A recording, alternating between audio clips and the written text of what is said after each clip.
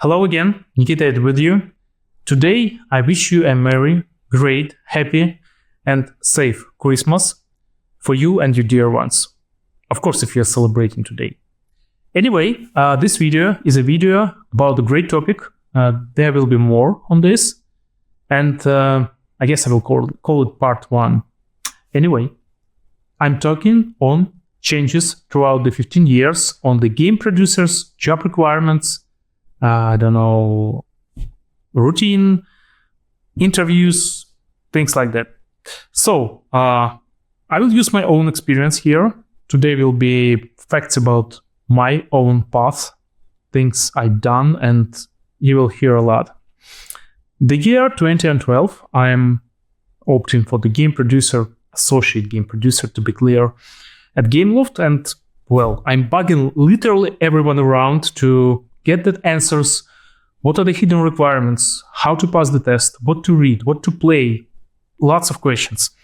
What I got was mainly about 2 stages to prepare. First one, managerial. Of course, if you're associate producer, every paperwork is on you, so you had to be on the good terms with the Microsoft project and equivalents. Build the Gantt charts. Everyone was obsessed with Gantt charts back then.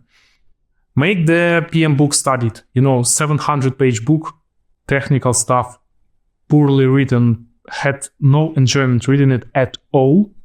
Still a bit regretting it, but in certain ways it was useful. Books like Tom DeMarco's Waltzing with Bears or Deadline, a novel about the project management. The book literally called like that. And that books are good, actually. It's a bit outdated, but maybe you can read it even now. The second part of preparation was about playing. I had to play a lot. I played literally every game I had in my Steam library, and not that Steam library, if you know what I mean. And I played every Gameloft game back then, released by date.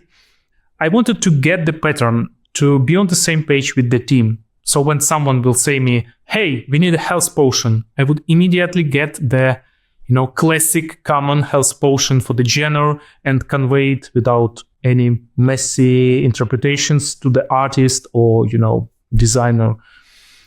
So that's it for the preparations. But what was the test? The test was kind of 3 to 4 hours in front of a computer, writing and kind of observing. The test was about the kind of 3 parts. Yeah, it was divided into 3 parts. So first one was kind of kids' educational game. It had a character and keyframes for it. Sad, happy, disappointed, can't recall the fourth one. So the task was to look at the frames and identify what was the issue. The character was the great owl, the wise owl with the teacher's hat and the book in one wing and the pointer in the other. And she had that kind of messy smile, strange pose in one of the frame.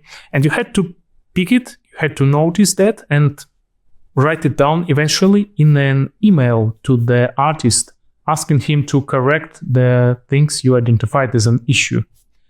The second part of the test was mostly similar, but with kind of more stuff to do. You had a naval warfare game. It was kind of submarines and ships there. They were fighting. They were kind of advisor to the character and the speech bubble text.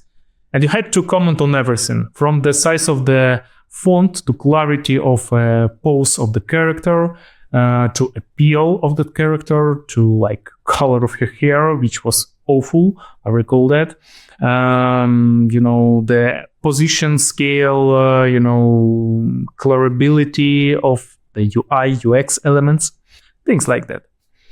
The third part of the test was about stress management. That's classic stuff. You have a team which is sick, key people are sick, dead, absent anyway. You have a deadline tomorrow. You have no clear option to move the deadline. You had to write down the problem, explain it well, and give the solutions and your view on each to the top management. Great part. I enjoyed writing this. But there was another one. There was extra. And extra was like kind of outro to the test. It was questions on the specifics of a mobile industry. That was the best part. I still believe it. Example. You have a game. It's on Nintendo 3DS. You have to port it to the mobile Java phone. Remember Java phones? You know that buttons, small screen, Nokia 3310. Anyway, great question. I recall I thought a lot answering correctly, but eventually I did. So that's it. That was the test. That was the preparations. And I believe that might be already the longest video I ever published. So I wrap it up. I wish you a happy holidays. I will see you in 2025. Stay safe and see you there.